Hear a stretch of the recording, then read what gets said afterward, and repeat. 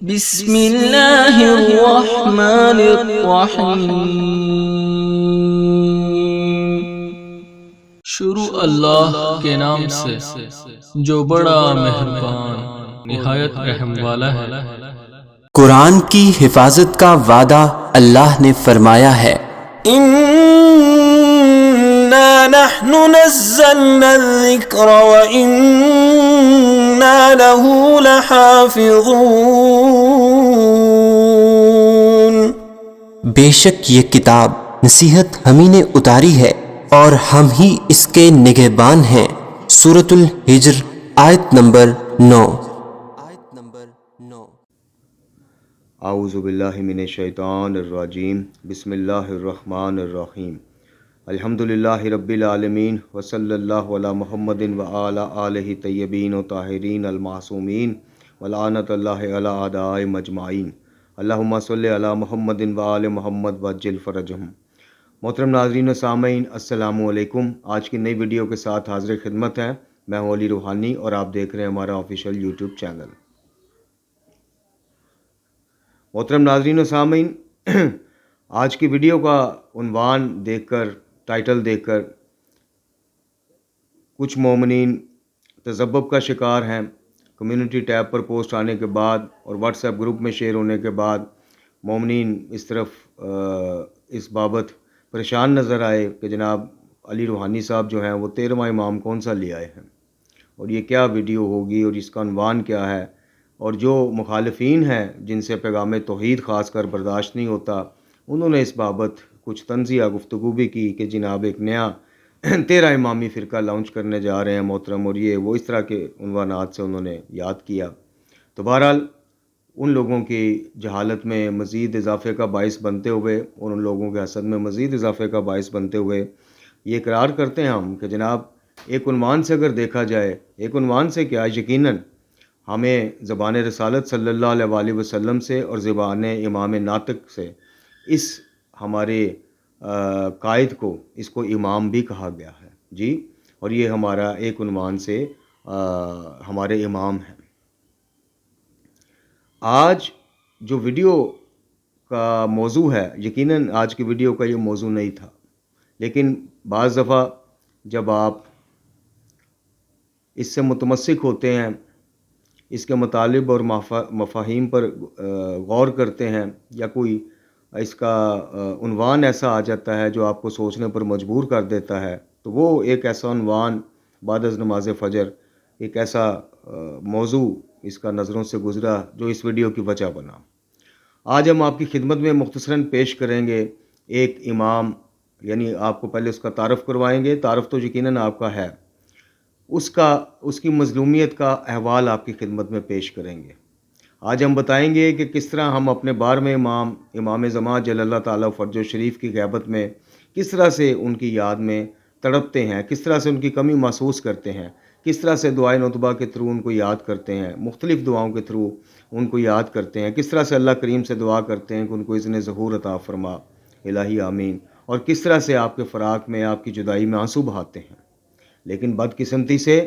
یقیناً امام وقت، امام زمان جل اللہ تعالیٰ فرج شریف کی غیبت میں ایک مومن کا اضطراب میں رہنا اور امام کے جلد آنے کی دعا اللہ پاک سے کرنا یقیناً احسن ہے،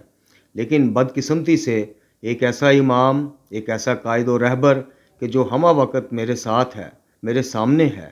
اس کی طرف میری توجہ نہ کرنا، اس کو نظر انداز کرنا، اس کا وہ مقام نہ دینا جو امام ناطق نے اس کو دیا، جو رسالت مآب صلی اللہ علیہ وآلہ وسلم نے اس کو دیا، جو اللہ رب العزت نے اس کو جو مقام دیا، اس کو وہ مقام نہ دینا، اس کو نظر انداز کرتے رہنا اور مسلسل کرتے رہنا، اس کو چند اپنی رسمی باتوں کے لیے، اپنی چند ضروریات کے تحت صرف اس کا استعمال کرنا اور اس پہ جناب من و من خدا نخواستہ گھٹا پڑا رہنا، اور کئی دن اس کا جناب ایک کونے میں پڑا رہنا، اور مظلومیت کی آنکھوں سے عالم تخیل میں اگر جا کے دیکھیں اس کا ہمارے شب و روز کو دیکھنا اور اللہ رب العزت سے شکوہ کرنا کہ پروردگار میرے ساتھ یہ سلوک ہو رہا ہے۔ وہ امام ہے جی، یہ امام صامت، یعنی خاموش امام۔ اس امام کی مظلومیت کا مختصر احوال آپ کی خدمت میں پیش کرنا، اور مظلومیت پیش کرنے کا مقصد اور کچھ بھی نہیں، صرف دعوت فکر دینا، اپنے سمیت تمام مومنین کو متوجہ کرنا کہ یہ امام ہے۔ زبان رسالت کے صلی اللہ علیہ وآلہ وسلم سے بھی اظہار ہوا اس کا، اور ابھی آپ کو بتاتے ہیں کہ زبان امام ناطق ایک نہیں کئی ائمہ کی زبانوں سے اس کو امام، قائد، پیشوا اور اس کو معیار قرار دیا گیا، جو کہ میں اکثر اپنی ویڈیو میں آپ کو وہ احادیث سنا بھی چکا ہوں اور دکھا بھی چکا ہوں کہ یہ معیار ہے، خاص کر اس پرفتن دور میں کہ جب امام ناطق ہمارے سامنے، ہماری نظروں کے سامنے موجود نہیں ہے، تو یہ وہ امام تھا کہ جس کی قیادت اور رہبری ہمیں کرنا، جس کی قیادت اور رہبری کو ہمیں ماننا تھا، جس کی امامت کو ہمیں تسلیم کرنا تھا، خاص کر اس پرفتن دور میں جب امام زمان یعنی اس امام صامت کے احکامات کی، اس امام صامت کی تشریح، چلتی پھرتی تشریح عملی تصویر امام ناطق جو ہمارے پاس اس وقت نظروں سے اوجھل ہیں، موجود نہیں ہے، تو خاص کر اس دور میں کہ جس طرح سے ہمیں اس کو معیار قرار دینا تھا، جو اس کا مقام و مرتبہ تھا، بدقسمتی سے افسوس کہ آج یہ ہماری بے توجہی کا، ہماری نظر اندازیوں کا شکار بنا ہوا ہے۔ میرے محترم ناظرین و سامعین، اگر آپ ایمانداری کے ساتھ اہل بیت علیہ الصلوۃ والسلام کے فرامین اور ان کی سیرت کی طرف رجوع کریں، جس کی طرف ابھی آپ کو متوجہ کیا جائے گا، تو آپ کو اندازہ ہوگا کہ خود جن کو ہم جناب معصومین مانتے ہیں، خود جن کو ہم ائمہ معصومین کہتے ہیں، ہادیان کہتے ہیں، خود جن کو ہم کہتے ہیں کہ اللہ کی طرف سے یہ نمائندے ہیں، اللہ منصوص من اللہ کا عقیدہ رکھتے ہیں، تو کیا یہ امام، یہ قائد، یہ رہبر یہ اللہ کی طرف سے نہیں ہے؟ یہ اللہ رب العزت کی طرف سے نہیں اتارا گیا؟ یہ قلب رسالت مآب صلی اللہ علیہ وآلہ وسلم آقا دو جہاں خاتم الانبیاء کا معجزہ نہیں ہے؟ کیا ائمہ معصومین علیہ الصلوۃ والسلام کو تنہا امت کا وارث بنایا گیا، یا امت کو یا ان سے رابطہ رکھنے کا کہا گیا کہ اس ائمہ کے نام سے پہلے بھی اس کا نام لیا گیا تھا کہ میں تم میں دو بھاری چیزیں چھوڑے جا رہا ہوں، جن میں سے ایک اللہ کی کتاب یعنی قرآن مجید، فرقان حمید، یہ جو اللہ کی مضبوط رسی ہے، جس کو تھامو گے تو ہرگز گمراہ نہ ہوگے، یہ اندھیروں میں نور اور جہالتوں میں علم ہے، اور دوسری میری اہل بیت، میری اطرت، ان دونوں سے، یہ دونوں ایک دوسرے سے ہرگز جدا نہ ہوں گی حتیٰ کہ میرے پاس حوض کوثر پر پہنچ جائیں۔ میں آج معذرت چاہوں گا، طبیعت کی ناسازی کی وجہ سے شاید آپ کو آج لب و لہجہ میں یا روانگی میں تھوڑا فرق محسوس ہو رہا ہو، اس کے لیے میں پیش کی معذرت چاہتا ہوں۔ تو جہاں قرآن و اہل بیت کو لازم و ملزوم قرار دے گئے خاتم الانبیاء صلی اللہ علیہ وآلہ وسلم، تو جہاں پھر امام ناطق یعنی اہل بیت علیہ الصلوۃ والسلام کے حصہ میں مظلومیت آنی تھی، تو امام صامت کے حصے میں بھی مظلومیت کا آنا لازم تھا، اور وہ مظلومیت یہ کہ جس کا اظہار، جس کے خدشہ جو ہے ظاہر کر چکے تھے ائمہ اپنے ادوار میں، ہر امام نے اس کی طرف متوجہ کیا۔ حد تو یہ ہے کہ جن اماموں کی مودت، محبت اور عشق کے اور اندھی اس کے اوپر لوگوں کی اور ذاکرین اور امامہ پوشوں کی اندھی تقلید کے اس میں بہتے ہوئے ہم نے اس کو فراموش کیا، نظر انداز کیا، انہی ائمہ معصومین علیہ الصلوۃ والسلام نے فرمایا کہ اگر مشرق اور مغرب کی تمام مخلوقات مر جائیں اور ہمارے پاس قرآن مجید، فرقان حمید ہو، اللہ کی کتاب ہو، تو ہمیں ہرگز وحشت محسوس نہ ہوگی۔ میرے محترم ناظرین و سامعین، ایمانداری سے اپنے آپ کو دعوت فکر دیجئے، ایمانداری سے اپنے آپ سے سوال کیجئے کہ کیا اگر قرآن اہل بیت علیہ الصلوۃ والسلام کو مانے بغیر قرآن کا عقیدہ صرف ہمارے لیے، یا قرآن کافی، ہم بڑے فخر سے کہتے ہیں کہ جی ہم وہ نہیں ہیں جو کہتے ہیں جی قرآن کافی ہے، تو کیا صرف اہل بیت کافی ہیں؟ میرے محترم ناظرین و سامعین، جب اہل بیت علیہ الصلوۃ والسلام اس کو معیار قرار دیتے ہیں، اس کو اپنانے کا حکم قرار دیتے ہیں، آج یہ ہماری الماریوں میں پڑا ہمارا منہ تکتا ہے۔ ہم شادیوں میں بیٹیوں کو اس کے سائے کے نیچے سے گزار دیتے ہیں، ہم مرومین کے مردہ بخشوانے کے لیے اس کو پڑھ دیتے ہیں، بلا شبہ اللہ تعالیٰ اس کی تلاوت قبول فرماتا ہے، اس کا اجر و ثواب مرومین کو دیتا ہے، لیکن کیا یہ اس مقصد کے لیے آیا تھا؟ اس کے امام صامت ہونے کا مفہوم کیا ہے؟ مردے بخشوانا، بیٹیوں کو اس کے نیچے سے گزار دینا، استخارے کر لینا، جی، یا گھروں میں تبرک کے لیے رکھ دینا مہنگے غلاف چڑھا کے، بس یہ حق پورا ہو گیا قرآن کا، اس امام کا جو ہدایت لے کے آیا، جو گمراہیوں میں، جو اندھیروں میں نور بن کر آیا، جس کو سرکار رسالت مآب صلی اللہ علیہ وآلہ وسلم کا سب سے بڑا معجزہ قرار دیا گیا، جس کے بارے میں امیر المومنین نے خدشہ ظاہر کیا شہادت سے کچھ منٹ پہلے، کچھ دیر پہلے یا گھنٹہ پہلے یا اس وقت کے حساب سے، کہ اللہ اس کے بارے میں محتاط رہنا، ایسا نہ ہو کہ دوسرے اس پر عمل کرنے میں تم پہ سبقت لے جائے، جس کو میرے نبی پاک صلی اللہ علیہ وآلہ وسلم نے فرمایا کہ یقیناً یہ تمہارا قائد اور امام ہے، جس کے بارے میں سید الساجدین امام علی زین العابدین علیہ الصلوۃ والسلام کے بارے میں روایت ملتی ہے کہ جب اس کی تلاوت فرماتے تھے تو اس دور میں جو گلیوں میں مشکیں لے کے پانی لوگوں کے گھر تک پہنچاتے تھے وہ بھی ان کے قدم بھی رک جاتے تھے، ایسی پرسوز اور پردرد طریقے سے سرکار تلاوت فرماتے تھے۔ آج اس کا میری زندگی میں مقام اور مرتبہ کیا ہے، اور میں کیسا امام ناطق کا ماننے والا ہوں کہ مجھے آج تک یہی پتہ نہیں چلا کہ امام ناطق جن کے نام کے دعوے اور محبت کرتا میں تھکتا نہیں ہوں، جن کے نام پہ میں سینے پیٹتا ہوں، جن کے نام پہ میں جناب چھریاں چاقو چلانے سے گریز نہیں کرتا، اس امام ناطق کی نظر میں اس کی اہمیت اور عظمت کیا ہے؟ جب کل رسول اللہ صلی اللہ علیہ وآلہ وسلم روز محشر یہ شکایت کریں گے کہ اللہ میری اس امت نے اس قرآن کو چھوڑ دیا تھا، تو میں عالم تخیل میں سوچتا ہوں قرآن کہے گا کہ نہیں، رسول اللہ صلی اللہ علیہ وآلہ وسلم صرف چھوڑا نہیں تھا،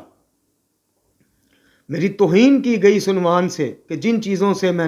جن چیزوں کے بابت میں نے دروازے بند کیے تھے، میں نے منع کیا تھا، جن چیزوں کے بابت میں متوجہ کرنے آیا تھا،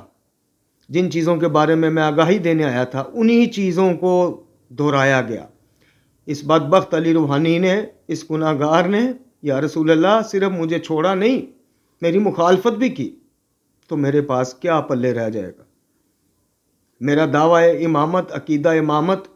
یعنی عقیدہ امامت کے بارے میں جو دعویٰ ہے میرا، وہ کدھر جائے گا؟ کیا مجھے امام ناطق بولنے والے جو امام ہیں وہ اس خاموش امام کی توہین یا اس کی مخالفت کرنے کے باوجود اپنا لیں گے؟ میری چھریاں چاقو، میرے سینے زنی، میرے مجالس پہ لاکھوں خرچ کرنا، لاکھوں کا لنگر بانٹنا وہ قبول کر لیں گے کہ میں ساری زندگی جو گزاری وہ اس کی مخالفت میں گزاری؟ یہ کہتا ہے کہ خبردار دعا صرف اللہ ہی سے، میں کہتا ہوں نہیں، صوفیاء سے بھی مانگو، جا کے صوفیاء کی قبروں سے بھی مانگو، اور ڈائریکٹ ان سے بھی مانگ لو، ان سے مانگ لیا، اس سے مانگ لیا، ایک ہی بات ہے۔ اور میں آگے ایک قدم اور بڑھ کے کہتا ہوں علم سے بھی مانگو، یہ کہتا ہے دینے والا صرف اللہ ہے، میں کہتا ہوں نہیں، یہ ہستیاں بھی دیتی ہیں، اور وسیلے واسطے کے تو ذکر ہی کوئی نہیں، ڈائریکٹ ولایت تکوینی کو کہیں میں نے گھسایا ہوا ہے، کسی میں نے چیز کو کہیں گھسایا ہوا ہے۔ یہ مجھے کہتا ہے دعا صرف اللہ خالق کا حق ہے، میں کہتا ہوں نہیں، ان سے بھی دعا ہو سکتی۔ یہ مجھے کہتا ہے سود ایسے ہی ہے جیسے اللہ رسول سے جنگ کرنا صلی اللہ علیہ وآلہ وسلم، میں کہتا ہوں نہیں، فی زمانہ جائز ہے۔ یہ مجھے کہتا ہے نماز بے حیائی سے روکتی ہے، برے کاموں سے روکتی ہے، میں اس طرح متوجہ نہیں ہوتا۔ یہ مجھے کہتا ہے کل صرف اعمال صالحہ کام آئیں گے اور شفاعت صرف اللہ کے اذن سے ہوگی، میں کہتا ہوں نہیں، میں نے تو احسان چڑھائے ہوئے ہیں مجلسوں پہ رو کے، میں نے تو اونچی اونچی نعرے لگا کے جنت میں پلاٹ بک کرائے ہوئے ہیں، میری شفاعت انہوں نے کرنی۔ غرض کے زندگی کا عقیدے کا وہ کون سا پہلو ہے جس میں نے اس امام کی بات مانی ہے، تو ان اماموں سے میں شفاعت کا امیدوار ہوں، شفاعت کی امید رکھتا ہوں۔ کیسی شیعت، کیسی مومنیت، کس قسم کا دعویٰ، کس قسم کا یہ احسان ہے اہل بیت پہ، جو اس کو فراموش کر کے، اس امام خاموش کو فراموش کر کے، اس کی مخالفت کر کے، یہ کیسے احسانات ہیں جو ہم اہل بیت پہ چڑھا رہے ہیں، اور جن کا عوض لینے کے لیے، اجر لینے کے لیے ہم قیامت میں یا برزخ میں امید لگائے بیٹھے ہیں۔ خدا کی قسم، جس بندے کی اس قرآن نے، اس امام خاموش نے مخالفت کی، خدا کی قسم، خدا واحد لا شریک کی قسم،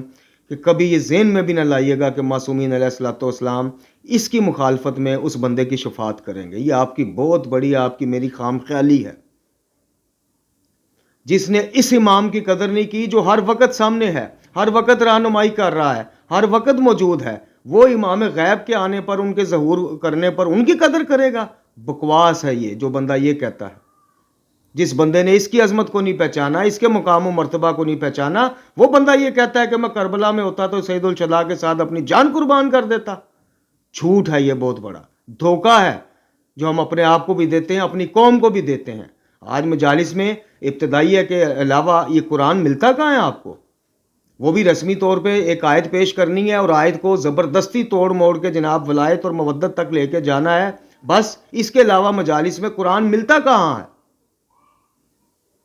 عقائد میں، مولوی کی تقریر میں، ذاکرین کی مغلظات میں، خرافات میں کہاں قرآن ملتا ہے؟ آج عزاداری میں قرآن کہاں ملتا ہے؟ آج محافل میلاد میں قرآن کہاں ملتا ہے؟ جو معصومین کے نام پہ آپ محافل کا انعقاد کرتے ہیں، کہاں قرآن ملتا ہے؟ یعنی کہنے کا مقصد ہے کہ جتنے عنوانات میں نے گنوائے ہیں ان میں قرآن کے مطابق کون سی مجالس تو کون سی عزاداری اور کون سی محافل، خود فیصلہ کیجئے۔ اب میں چلتا ہوں، سب سے پہلے آپ کو بتاتا ہوں کہ جن اماموں کی شفاعت اور جن اماموں کے اس کے لیے یہاں پہ کہانیاں گھڑتے ہیں ہم لوگ بیٹھ کے، اور ان کا امامت کا جو عنوان ہدایت کا تھا، یعنی آپ یہ دیکھیے کہ خاموش امام متقین کے لیے راہ ہدایت دکھاتا ہے، تو بولنے والا امام اس راہ ہدایت پر چلنا سکھاتا ہے عملی طور پہ۔ کس قدر گہرا تعلق ہے ان کا آپس میں۔ تو ابھی آپ کی خدمت میں پیش کرتے ہیں کہ جو جناب ہماری خوش فہمیاں ہیں، جو ہم سمجھتے ہیں کہ ہم نے حسین کے غم میں آنسو بہا لیا، جو مولوی اور ذاکروں نے ہمارے ذہنوں میں بٹھایا ہوا ہے کہ جناب ایک آنسو کی قیمت، ایک خون کے قطرے کی قیمت جنت الفردوس ہے، ذرا آئیں ان سے رابطہ کریں کہ وہ جنت الفردوس اس امام صامت خاموش امام کی مخالفت کر کے مجھے مل سکتی ہے، یا میں اس کی بو سونگھنے کا بھی حقدار نہیں ٹھہروں گا۔ آئیے آپ کی سکرینوں پر بھی اور آپ کو پڑھ کے بھی سناتے ہیں۔ فلسفہ قرآن تفسیر القرآن، یہ جناب تطہیر زیدی صاحب قبلہ حافظ اللہ تعالیٰ کی کتاب ہے، جس میں عظمت قرآن اور احادیث کے باب میں یہ کچھ روایات نقل کی ہیں، آپ دیکھیے بھی اور سنیے بھی۔ فرمان محمد مصطفیٰ صلی اللہ علیہ وآلہ وسلم، اور یہ فرمان جو میں نے اس کو اپنے عنوان میں 13واں امام کہا، حالانکہ بات کو سمجھانے کے لیے میں نے کی ہے، آگے کویسچن مارک بھی ہے، لیکن میں اس کو امام مانتا ہوں باحکم مصطفیٰ صلی اللہ علیہ وآلہ وسلم۔ یہ خاموش امام ہے۔ اب سنیے پہلا فرمان، تم پر قرآن مجید فرقان حمید سے تمسک لازم ہے، لہٰذا اسے تم اپنا امام اور قائد بناؤ۔ اچھا جی، آگے آئیے۔ امام اول، امام ناطق مولا علی علیہ السلام فرماتے ہیں، کتاب الہی کی تعلیم حاصل کرو کیونکہ یہ بہترین کلام اور بلیغ ترین نصیحت ہے، نیز اس میں غور و فکر کرو کیونکہ یہ دلوں کی بہار ہے، اس کے نور سے شفا حاصل کرو کیونکہ یہ دلوں کی بیماریوں کے لیے شفا ہے، اور اس کی اچھے انداز میں تلاوت کرو، یہ سب سے پیارا قصہ ہے۔ امام علی رضا علیہ السلام اپنے والد گرامی سے روایت کرتے ہیں کہ ایک شخص نے امام جعفر صادق علیہ السلام سے عرض کیا کہ آخر کیا وجہ ہے کہ قرآن مجید کی جس قدر نشر و اشاعت اور درس و تدریس کی جاتی ہے اسی قدر اس کی تر و تازگی میں اضافہ ہو جاتا ہے؟ تو آپ نے فرمایا اس لیے کہ اللہ تعالیٰ نے اس کو خاص زمانے، کسی خاص قوم یا کسی خاص گروہ کے لیے نہیں بنایا، بلکہ یہ سب زمانوں، سب قوموں، سب لوگوں کے لیے ہے، لہٰذا یہ ہر زمانے میں جدید، ہر قوم کے نزدیک ہمیشہ تر و تازہ اور قیامت تک ایسے ہی رہنے والا ہے۔ امام حسن مجتبیٰ علیہ السلام دوسرے امام ناطق کی لسٹ میں دوسرا نمبر آپ کا سرکار کا، وہ فرماتے ہیں کہ اس قرآن میں نور کے چراغ اور دلوں کی شفا ہے، چلنے والوں کو اس کی روشنی میں ادھر ادھر چلنا چاہیے اور اپنی طرف سے بھی چال کو قابو میں رکھنا چاہیے، کیونکہ قرآن سے بالمشافہ گفتگو کرنا بابصیرت دلوں کی حیات ہے، جیسے رات کی تاریکیوں میں چلنے کے لیے روشنی حاصل کرنے والوں کے لیے روشنی ہوتی ہے۔ ایمانداری سے دلوں پہ ہاتھ رکھ کے بتائیے کہ اس امام خاموش کے ساتھ گفتگو کرنا تو دور کی بات ہے، اس کی زیارت کرنے، اس کو کھولنے میں ہمیں کتنے ماہ لگ جاتے ہیں۔ اور جنہوں نے تمہارے ذہنوں میں یہ بات گھسا دی ہے کہ علی علی کرنا ہی صرف عبادت ہے، یا علی علی کرو تو سدا راضی رہو، یا علی علی کر لیا تو ہر چیز سے جناب ذمہ داری سے آزاد ہو گئے، ان کے سروں پہ جا کے اب ان کا قرآن کے بارے میں کیا عقیدہ ہے مجھے نہیں معلوم، لیکن ان غالیوں کا علم کے بارے میں جو عقیدہ ہے اس بابت میں کہتا ہوں ان کے سروں پہ علم رکھے، ان سے پوچھنا کہ کیا قرآن مجید فرقان علی کو دیکھنا عبادت ہے تو قرآن کو دیکھنا عبادت نہیں؟ اور ذکر علی عبادت ہے، جس سے اب پھر کہا جائے گا جی مقصریت والی بات، کون بدبخت علی کے ذکر کو عبادت نہیں سمجھتا، چونکہ مصطفیٰ صلی اللہ علیہ وآلہ وسلم کا فرمان ہے۔ لیکن ایمانداری سے بتاؤ، علی علیہ السلام کا ذکر عبادت ہے تو قرآن کا ذکر کیا ہے؟ قرآن کی تلاوت کیا ہے؟ قرآن پہ نظر کرنا کیا ہے؟ اور جب آپ کو جانے والے ہمارے خاتم الانبیاء محمد مصطفیٰ صلی اللہ علیہ وآلہ وسلم جانے سے پہلے آقا کریم دو چیزوں کا بتا کر گئے ہیں، تو تم کون ہوتے ہو ایک چیز کو تھام کے دوسری چیز کی نظر انداز دوسری چیز کو کرنے والے ہم کون ہیں؟ اور یہ آپ نے سن لی. اب امام جعفر صادق علیہ الصلوۃ والسلام فرماتے ہیں کہ جو قرآن کی تلاوت کرتا ہے وہ غنی ہے، اس کے بعد پھر اسے کسی قسم کی ضرورت نہیں رہتی، اور اگر تلاوت نہیں کرتا تو وہ غنی نہیں ہے. رسول اکرم صلی اللہ علیہ وسلم فرماتے ہیں جو شخص کسی بندہ کو کتاب اللہ کی آیت کی تعلیم دیتا ہے وہ اس کا آقا بن جاتا ہے. یعنی کسی نے اگر کسی کو ایک آیت کی بھی تعلیم دی، وہ اس شخص کا جس کو تعلیم دی اس کا آقا بن گیا. لہٰذا قرآن کا علم حاصل کرنے والا نہ تو کسی موقع پر اسے تنہا چھوڑے اور نہ ہی کبھی اس پر فوقیت جتائے. اگر وہ ایسا کرے گا تو اسلام کے مضبوط سہاروں میں سے ایک سہارا توڑ ڈالے گا. پھر آقا کریم صلی اللہ علیہ وسلم فرماتے ہیں کہ اللہ جسے اپنی کتاب کی حفظ کی نعمت سے نوازے اور وہ یہ گمان کرے کہ کسی اور شخص کو اس سے بہتر نعمت عطا کی گئی ہے تو وہ اللہ کی افضل ترین نعمت کی ناشکری میں مبتلا ہو جائے گا. پھر آپ فرماتے ہیں آقا کریم صلی اللہ علیہ وسلم کہ جو شخص قرآن کو بار بار اور رات دن پڑھتا ہے اس کی مثال ایسی ہے جیسے کسی شخص کے پاس اونٹ ہو، اگر اسے گھٹنے سے رسی کے ساتھ باندھ دیتا ہے تو موجود رہتا ہے. یہ بار بار پڑھنے کی تاکید کس کو؟ امام صامت کو. یہ کچھ مختصراً روایات، ابھی تو پورا باب بڑا پڑا ہے جی، لیکن ہم نے چونکہ اب یہ اس کے اوپر دیکھیں، قرآن دلوں کا زنگ دور کرتا ہے. قرآن مجید پڑھنے والا اللہ سے گفتگو کرتا ہے.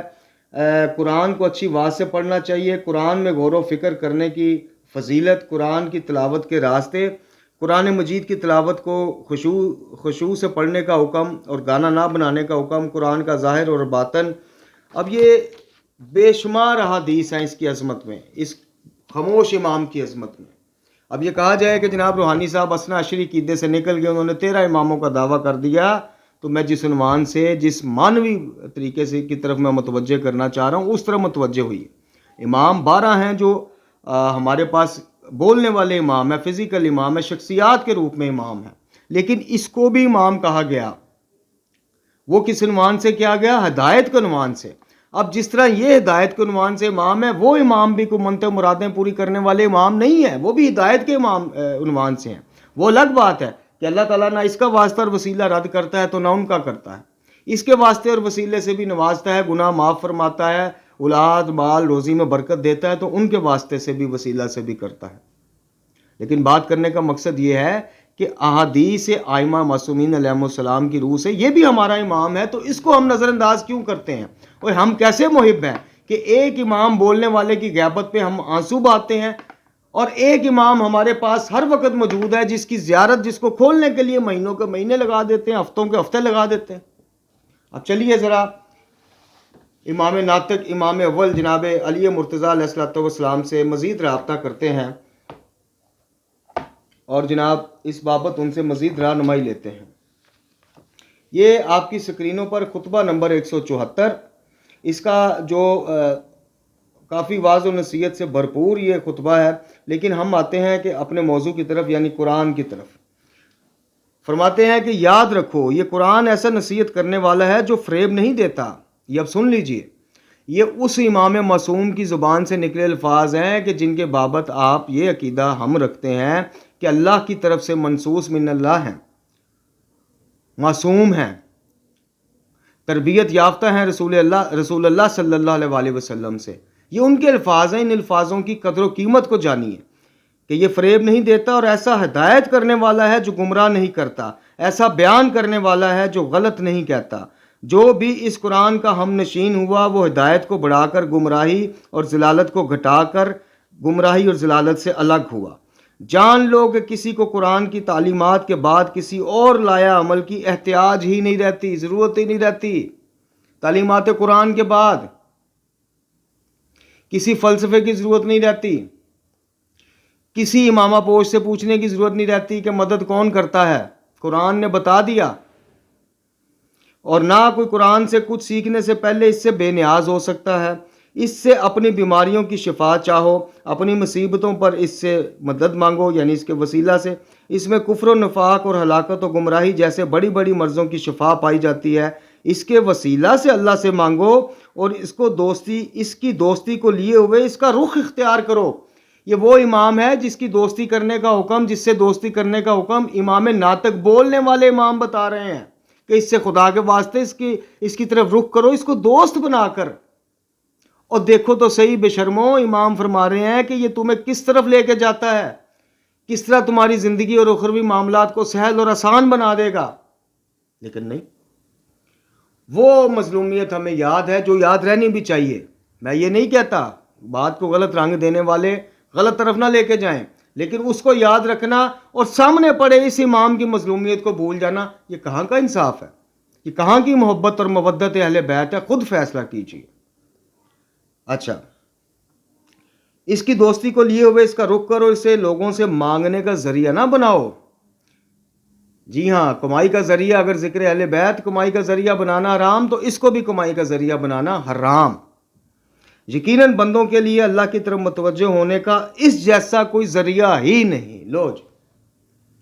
اب یہ میں نہیں کہہ رہا جناب، یہ مولا کائنات علی بن ابی طالب علیہ الصلوۃ والسلام فرما رہے ہیں کہ یقیناً بندوں کے لیے اللہ کی طرف متوجہ ہونے کا اس جیسا کوئی ذریعہ ہی نہیں، یعنی بہترین ذریعہ قرار دیا کس نے؟ کہ خود جو اللہ کی بارگاہ تک جانے کا ذریعہ اور وسیلہ ہے، وہ کہہ رہے ہیں کہ سب سے بہتر ذریعہ یہ ہے کہ اس کو پڑھا جائے، سمجھا جائے، عمل کیا جائے، اس کی روشنی میں ہمیں پہچانو، ہماری تعلیمات کی روشنی میں اس کی عظمت کو پہچانو۔ لازم اور ملزوم قرآن اور اہل بیت، اور بے شرمو میری طرح کے جنہوں نے ان کو نظر انداز کیے رکھا اور ابھی تک نظر انداز کیے رکھا، اور مولا کے الفاظ سن کے اٹھ کھڑے ہونا چاہیے کہ نہیں ہمیں؟ پھر فرماتے ہیں کہ تمہیں معلوم ہونا چاہیے کہ یہ قرآن ایسا شفاعت کرنے والا ہے جس کی شفاعت مقبول، اور ایسا کلام کرنے والا ہے جس کی ہر بات تصدیق شدہ۔ قیامت کے دن جس کی یہ شفاعت کرے گا وہ اس کے حق میں مانی جائے گی۔ آ گئی بات شفاعت کی، اور اس کے قول کی تصدیق کی جائے گی۔ قیامت کے دن ایک ندا دینے والا پکار کر کہے گا کہ دیکھو، قرآن کی کھیتی بونے والوں کے علاوہ ہر بونے والا اپنی کھیتی اور اپنے مال کے نتیجے میں مبتلا ہے۔ یعنی قرآن کی کھیتی بونے والا، یعنی قرآن کو اوڑھنا بچوڑنا بنانے والے کے علاوہ ہر دنیاوی چیزوں کو اوڑھنا یا اپنے نظریات باطلہ کو اوڑھنے اور بچانے والا، دیکھو آج گھاٹے میں ہے، خسارے میں ہے۔ لہٰذا تم قرآن کی کھیتی بونے والے اور اس کے پیروکار بنو، اور پیروکار امام کا بنا جاتا ہے، یعنی اس کو وہ درجہ دو، وہ اہمیت دو جو بعد از نبی خدا صلی اللہ علیہ وآلہ وسلم اہل بیت کو دیتے ہو۔ اس سے کسی بھی طرح میرے بھائیوں اس کی عظمت اور فضیلت کم نہیں ہے، بلکہ ان کی نظر میں دیکھو اس کی عظمت اور فضیلت کا معیار کیا ہے۔ اور پھر فرماتے ہیں اپنے پروردگار تک پہنچنے کے لیے اسے دلیل راہ بناؤ، اپنے نفسوں کے لیے اسے پند و نصیحت چاہو، اور اس کے خلاف اپنی رائےوں پر، یعنی اپنی رائے پر بھروسہ نہ کرو، اور نہ اس کے مقابلے میں اپنی خواہشوں کو غلط اور فریب خوردہ سمجھو۔ عمل کرو اور عاقبت اور انجام کو دیکھو، استوار و برقرار رہو، پھر یہ کہ صبر کرو، تقوی اور پرہیزگاری اختیار کرو۔ میرے محترم ناظرین و سامعین، اگلا موضوع چونکہ خطبہ کافی طویل ہے، لیکن یہ آپ نے الفاظ سنے، عمل کرو، تقوی اور پرہیزگاری اختیار کرو، کہیں کہا نہیں گیا کہ صرف علی علی کرو، صرف میرا نام جو ہے وہ پکارو، ہر چیز سے بری الذمہ ہو جاؤ گے، جنت بھی تمہاری تو جنت والے بھی تمہارے، کہیں آپ کو مولا کی تعلیمات میں سننے کو ملا؟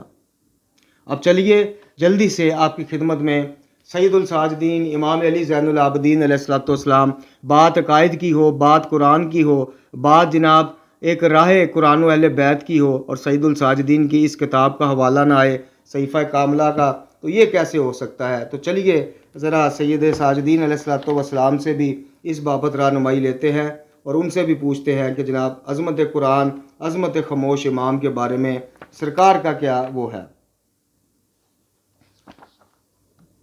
اچھا جی، یہ آپ کی دعا نمبر 42 ہے، یہ آپ کی سکرینوں پر۔ اچھا، اس میں اس کا جو عنوان ہے وہ کہ امام علیہ السلام کی وہ دعا جو آپ ختم قرآن کے وقت پڑھا کرتے تھے۔ جی،